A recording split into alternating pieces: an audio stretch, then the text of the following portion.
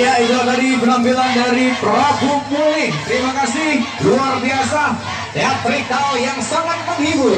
Hadirin selanjutnya kita saksikan penampilan tim kontingen dari tuan rumah. Inilah dia Kota Pagar Alam. Mana tepuk tangannya? Kita sambut. Kota Pagar Alam salah satu kota yang ada di Sumatera Selatan, berjarak sekitar 300 km ibu kota Sumatera Selatan, memiliki destinasi wisata favorit di Sumatera Selatan. Pagar Alam merupakan daerah yang sangat subur sehingga menjadikan Pagar Alam sangat cocok dijadikan daerah agrikultur. Pagar Alam mempunyai berbagai destinasi wisata, diantaranya wisata alam, wisata budaya, dan serta kesenian yang sangat beragam. Yang diantara destinasi wisata yang paling sering dikunjungi wisatawan adalah perkebunan teh Gunung Dempo, Green Paradise, Curug Embun, Curug Mangkok, Curug Tujuh Kenangan, dan lain-lain sebagainya. Karena kekayaan alam, sejarah, serta kesenian yang sangat beragam dan didukung oleh akses yang begitu mudah, menjadikan Pagar Alam dataran tertinggi terfavorit kedua di seluruh Indonesia pada tahun 2018.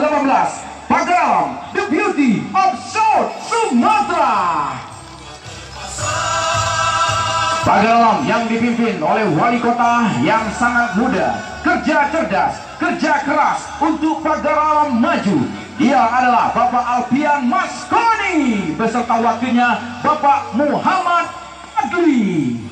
Pada Jambore Pemuda Daerah tahun 2018, Kota Pagar Alam melalui pemuda-pemuda kreatifnya menjadi juara umum ketiga JPD Sumatera Selatan di tahun 2018. Iya, terima kasih Pak Wakum, Pak Ketua DPRD Kota Pagar Alam, dan juga seluruh jajaran dari Sumatera Selatan. Berikutnya ini dia dari PPI Purnia Prakarya Muda Indonesia. Pembukaan Jambore Pemuda Daerah Provinsi Sumatera Selatan tahun 2019 dimulai. Kayak udah lihat mong ke sini. Apa? Acara pembukaan Jambore Pemuda Selatan tahun 2019 siap laksanakan. Laksanakan.